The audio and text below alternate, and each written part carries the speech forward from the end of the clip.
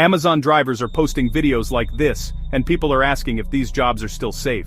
Have you ever stopped to think about the journey of that little brown box that magically appears on your doorstep? You click a button and poof, it's there. It feels like a modern miracle, a seamless transaction from your screen to your front porch. But here's the thing, there's a whole other screen you were never meant to see. It's not the one on your phone or your laptop. It's the one mounted inside the delivery van. The one capturing the moments between the warehouse and your welcome mat. What's on that screen is less a heartwarming commercial and more a found footage horror. It's raw, it's real, turning delivery into a spectacle of shock and disbelief. Is this really what it takes to get my new air fryer tomorrow? Shaky. Always intense. A driver pulls up to a perfectly normal house, then the ordinary shatters. A shadow moves where it shouldn't. A sound makes the hair on your arms stand up. You lean in closer to your phone. Brain says, just a tick-tock. Gut screams, something's wrong. These aren't staged skits. They're workday moments gone off the rails. A genre we never asked for, now impossible to ignore. The first reaction, a jolt of genuine fear, then a flood of uncomfortable questions. A driver sprints back to their van. A German Shepherd nips at their heels. A package is heaved like a Hail Mary toward the door. The van door slams, barking muffled. The video cuts. For a second, we're in the passenger seat. Hearts pounding with the driver. Comments flood in. I would have just kept the package. That's my last day on the job. Easier than admitting the truth. We're watching real workplace hazards for entertainment. This isn't just scary dogs. It's a window into bizarre, dangerous encounters drivers face daily. Clips that expose the fragile line between customer service and personal safety. Each viral video, an episode in the gig economy's dark side.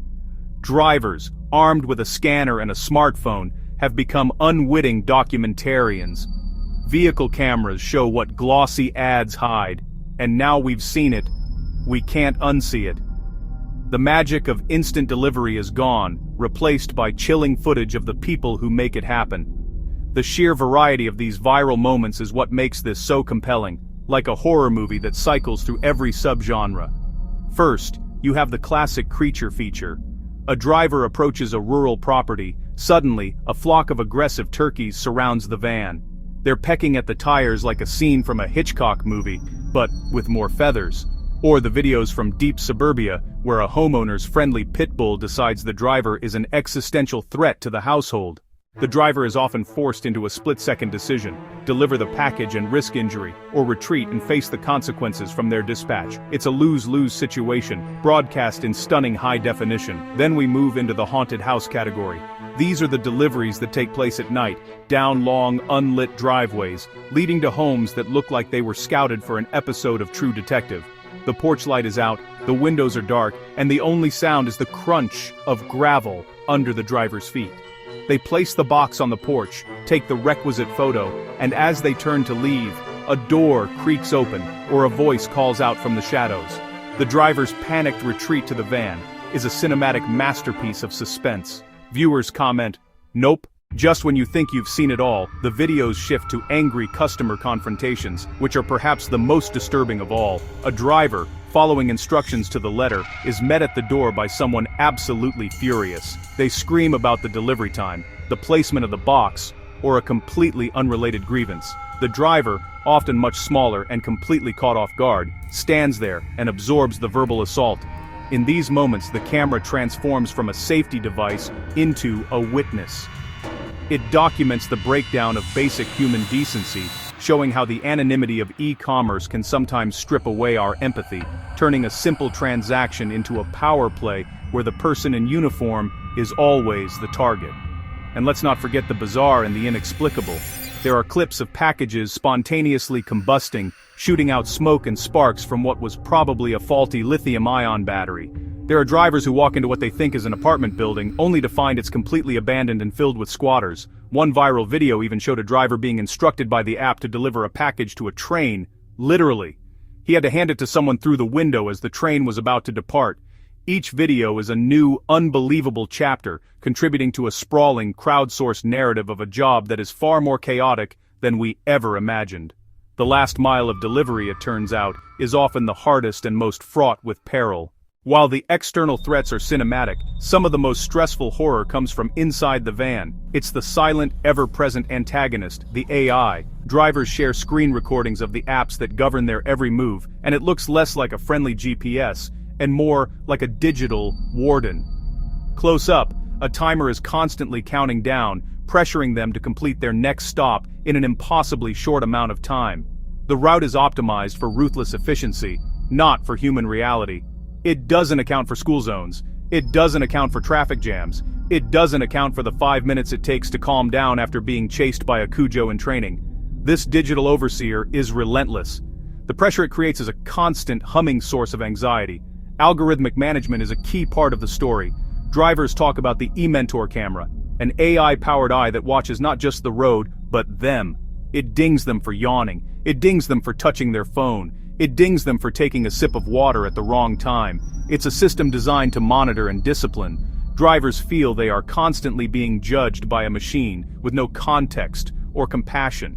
The goal is speed. The goal is metrics. The goal is perfection. The side effect is a workforce perpetually on edge, trying to appease a boss that is literally a piece of code. The psychological toll is immense. They talk about skipping bathroom breaks. They talk about eating lunch while driving just to stay on track. The app becomes a character, an invisible force pushing them to go faster, to cut corners, to take risks they otherwise wouldn't. This manufactured urgency often leads to the dangerous situations on camera. Racing against a clock that never stops, you're more likely to rush into a yard without checking for a dog, or to speed through an unfamiliar neighborhood after dark. So while we gawk at external dangers, the real horror might be the system itself. The exploding package is a fluke. The angry customer is an outlier. But the pressure from the app is constant. It's the very architecture of the job. This part of the story is less jump scare and more slow-burn psychological thriller. It's the creeping dread of being a data point in a massive logistical equation, where your well-being is an acceptable variable to sacrifice. The AI isn't just tracking the packages, it's tracking the people, and it never, ever blinks. So why are these videos so magnetic? Why do clips of a delivery driver's bad day rack up millions of views on TikTok and ignite massive discussion threads on Reddit?